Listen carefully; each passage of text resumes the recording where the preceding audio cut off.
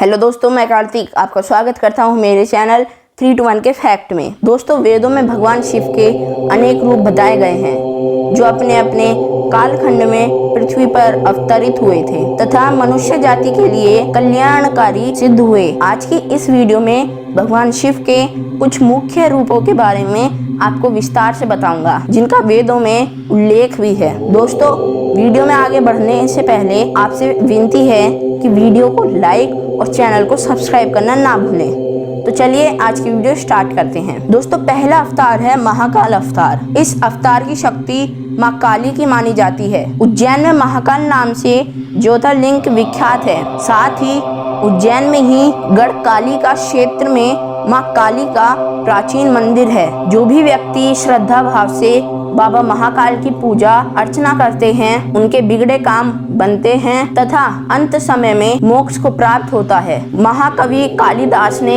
अपने ग्रंथ मेघदूत में बाबा महाकाल की अति प्रशंसा की है। दोस्तों, बाबा महाकाल का दूसरा रूप है प्रभु श्री हनुमान जी का। दोस्तों, हनुमान जी को भगवान शंकर का रुद्र रूप माना जाता है। कथाओं के अनुसार हनुमान जी की माता ने भगवान शंकर की घोर तपस्या की थी और प्रसन्न होने के बाद उन्होंने भगवान शंकर से वरदान मांगा था कि वह उन्हें पुत्र रूप में प्राप्त हो। तब भगवान शंकर ने पवन देव के रूप में अपनी रौद्र शक्ति का अंश यज्ञ कुंड में अर्पित किया था। वही शक्ति माता अंजनी के गर्भ में प्रविष्ट हुई थी। तब चैत्र शुक्ल की पूर्णिमा को हनुमान जी का जन्म हुआ था। दोस्तों, तीसरे अवतार हैं वीरभद्र अवतार। कथा के अनुसार जब राजा दक्ष के द्वारा भगवान शिव का अपमान होने पर सती द्वारा हवन कुंड में समाधि लेने पर भगवान शंकर अत्यंत क्रोधित हो गए। तब देव संहिता और स्कंद पुराण के अनुसार भगवान शिव ने अपनी जटा से वीरभद्र नामक गण को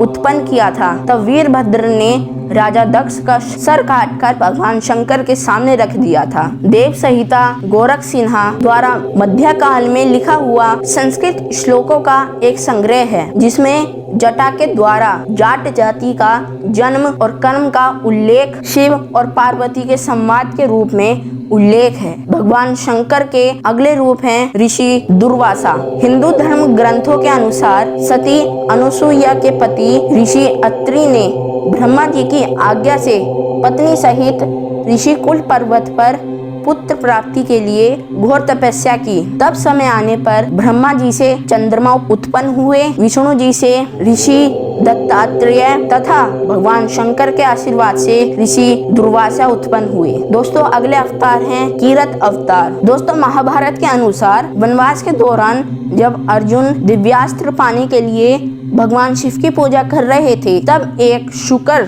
जो भगवान शिव की ही माया थी वो अर्जुन पर आक्रमण करने की नियत से अर्जुन की तरफ भागा आ रहा था। तभी अर्जुन की आंखें खुल जाती हैं और वह अपनी तरफ तेजी से आते हुए शुकर की तरफ बाण चला देते हैं। अर्जुन के बाण के साथ ही एक दूसरा बाण भी शुकर को आकर लगता है जिससे शुकर की मृत्यु हो जाती है। अर्जुन यह देखकर आश्चर्य में पड़ जाते हैं कि दूसरा बाण किसका है जो मेरे बाण के साथ शुकर को लगा है। अर्जुन ऐसा सोच ही रहे थे कि तभी एक शिकारी वहां आता है और वह अर्जुन से कहता है कि मेरा बाण शुकर को पहले लगा है। अर्जुन को अपनी धनुर्विद्या पर बहुत ही घमंड था।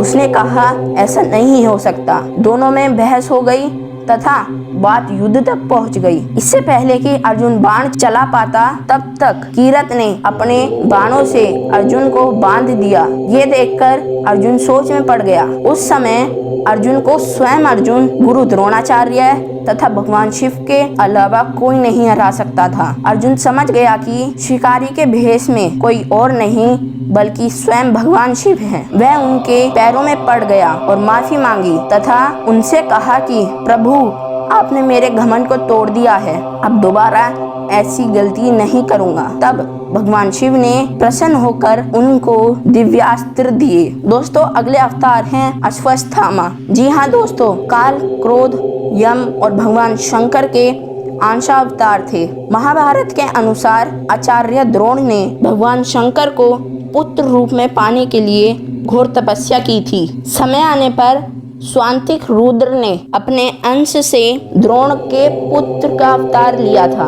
ऐसी मान्यता है कि अश्वत्थामा आज भी पृथ्वी पर मौजूद है। दोस्तों, अगले अवतार हैं श्रभा अवतार। इस रूप में भगवान शंकर ने आधा रूप हिरण और आधा श्रभा रूप पक्षी का रूप धारण किया था। कथा के अनुसार हिरण्यकश्यप का वध करने के लिए भगवान विष्णु ने नरसिंह अवतार लिया था। वध करने के पश्चात जब नरसिंह भगवान का क्रोध शांत नहीं हुआ, तब सभी देवता भगवान शंकर के पास पहुँचे। तब भगवान शंकर ने नरसिंह भगवान को मनाने के लिए श्रभा अवतार लिया और नरसिंह भगवान की स्तुति करी, लेकिन नरसिंह भगवान का गुस्सा शांत नहीं हुआ। ऐसा देखकर श्रभा अवतार लिए भगवान शंकर ने उन्हें अपनी पूंछ में बांधकर आकाश में ले उड़े। तब कहीं जाकर भगवान नरसिंह की क्रोधाग्नि शांत हुई। दोस्तों, अगले अवतार हैं वृषभ अवतार। इस अवतार में भगवान शिव ने विष्णु के अहंकारी पुत्रों का संहार किया था। दोस्तों, इसी तरह कृष्ण दर्शन अवतार, अवधूत अवतार, भैरव अवतार, सुरेश्वर अवतार, ब्रह्मचारी अवतार तथा यश के रूप में भगवान शंकर ने समय समय पर अवतार लिए। दोस्तों, हिंदू धर्म ग्रंथों के अनुसार भगवान शिव ही आदि भगवान हैं। इनका जन्म किसी के द्वारा नहीं हुआ, ये स्वयंभू हैं। जब ब्रह्मांड में कुछ भी नहीं था तब भी शिव मौजूद थे, और जब आगे भी कुछ नहीं होगा तब भी शिव मौजूद रहेंगे। भगवान शिव ही एकमात्र भगवान हैं जो कभी खंडित नहीं होते। वो हमेशा हर रूप में पूजनीय हैं। भगवान शिव की महिमा कहने के लिए शब्द भी कम हैं। तो दोस्तों, ये थी मेरी आज की वीडियो। आपको कैसी लगी कमेंट में लिखिए। मेरे चैनल को सब्सक्राइब करिए, मेरे वीडियो को लाइक करिए और मुझे अपना आशीर्वाद दीजिए। जय हिंद, जय भारत।